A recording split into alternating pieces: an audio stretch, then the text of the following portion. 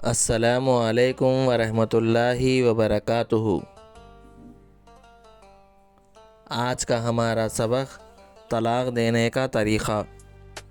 سب سے پہلے ویڈیو کو آخر تک ضرور دیکھیں، ویڈیو انفارمیٹیو ہے۔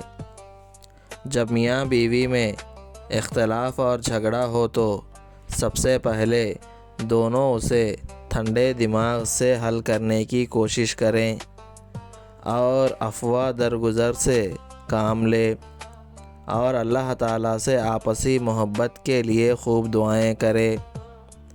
پھر بھی اختلاف ختم نہ ہو تو دونوں کے خاندانوں کے سمجھدار اور نیک لوگوں کو بلا کر ان سے مشورہ کرے۔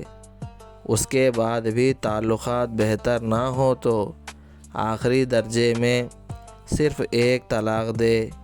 ایک طلاق ایسی حالت میں دے جب عورت حیض سے پاک ہو اور اس پاکی کے زمانے میں ایک دفعہ بھی ہم بستری نہ کی ہو۔ اب ایک طلاق دینے کے بعد بیوی کو عدت 3 حیض تک اپنے حال پر چھوڑ دے۔ عدت پوری ہونے کے بعد وہ نکاح سے نکل جائے گی، اسے دوسری جگہ نکاح کرنے کا حق حاصل ہو جائے گا۔ 3 طلاق ہرگز نہ دے۔ ایک ساتھ 3 طلاق دینا بہت بڑا گناہ ہے۔ اسی طرح حیض کی حالت میں بھی طلاق دینا گناہ ہے۔ طلاق کے اختیارات۔ طلاق دینے کا اختیار صرف مرد کو ہے۔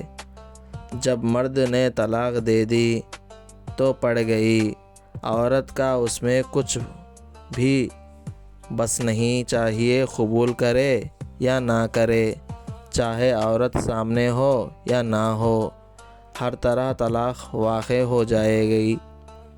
طلاق دینا۔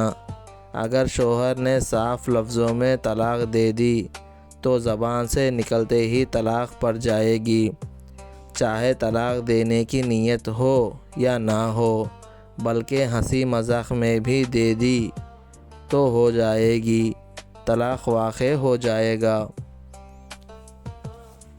ویڈیو کو لائک کریں اور ایسے ہی اسلامک کنٹینٹ دیکھنے کے لیے سبسکرائب کریں اور شیئر کریں۔